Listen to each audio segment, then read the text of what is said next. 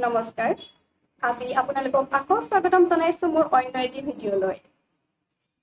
আমি এইকেইদিন শুভ আৰু অশুভ যুগৰ বিষয়ে আলোচনা কৰি আছো প্ৰথমতে আমি আৰম্ভ কৰিছো অশুভ যুগৰ সিৰিজটো কালি আমি জানিলো প্ৰেত বা পিশাচ যুগৰ বিষয়ে আজি আমি জানিবলৈ চেষ্টা কৰিম গুৰু চাণ্ডাল দুখৰ বিষয়ে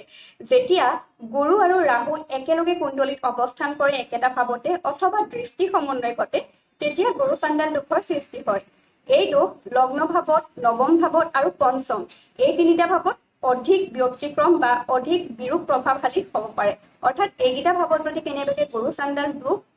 পৰে বা গুৰু চাণ্ডাল দুখ গঢ় লৈ উঠে তেতিয়া ভূতৰ ওপৰতে দানৱ কৰাৰ দৰে হয় অৰ্থাৎ অধিক বেয়া হৈ পৰে এই দুখৰ কাৰণে মানুহ সহজতে আনক বিশ্বাসত ল'ব নোৱাৰা হৈ যায় অধাৰ্মিক প্ৰবৃত্তিৰ হ'ব পাৰে অৰ্থাৎ তেওঁলোকে ভগৱানৰ প্ৰতি আস্থাটো কম হয় আৰু এই দুখৰ ফলত চাৰিত্ৰিক অৱনতিও ঘটিব পাৰে অৰ্থাৎ তেওঁলোকে নিচাজাতীয় সামগ্ৰীৰ প্ৰতি আকৰ্ষিত হ'ব পাৰে আৰু এই দুখ যদি অধিক পীড়িত হয় তেতিয়া জাতিকাৰ ক্ষেত্ৰত জাতিকা পৰপুৰুষ গমন অথবা জাতক পৰস্ত্ৰী গমনো হ'ব পাৰে তাৰোপৰি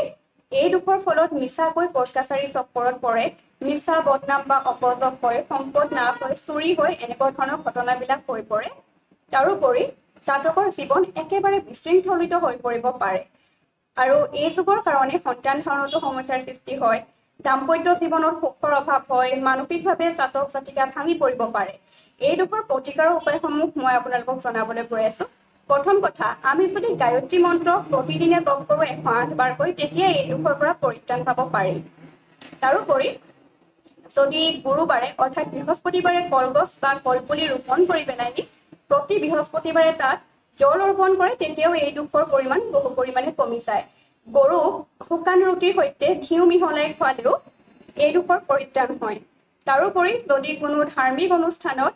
ধাৰ্মিক গ্ৰন্থ বা ধাৰ্মিক শাস্ত্ৰ দান কৰে তেতিয়াও এই দুখৰ পৰা পৰিত্ৰাণ পাব পাৰি এই দুখৰ প্ৰতিকাৰৰ আটাইতকৈ উত্তম উপায়টো হৈছে পুখৰাজ ৰত্ন ধাৰণ কৰা তেতিয়া গৰু বলি হ'লে ৰাহুৱে তাৰমানে বিশেষ প্ৰভাৱ পেলাব নোৱাৰে আৰু মানুহক ভ্ৰমিত কৰিবও নোৱাৰে এনেদৰে জ্ঞানবৰ্ধক ভিডিঅ' পাবলৈ অনুগ্ৰহ কৰি আপোনালোকে মোৰ চেনেলটো লাইক শ্বেয়াৰ আৰু ছাবস্ক্ৰাইব কৰি মোক আগবাঢ়ি যোৱাত সহায় কৰিব ধন্যবাদ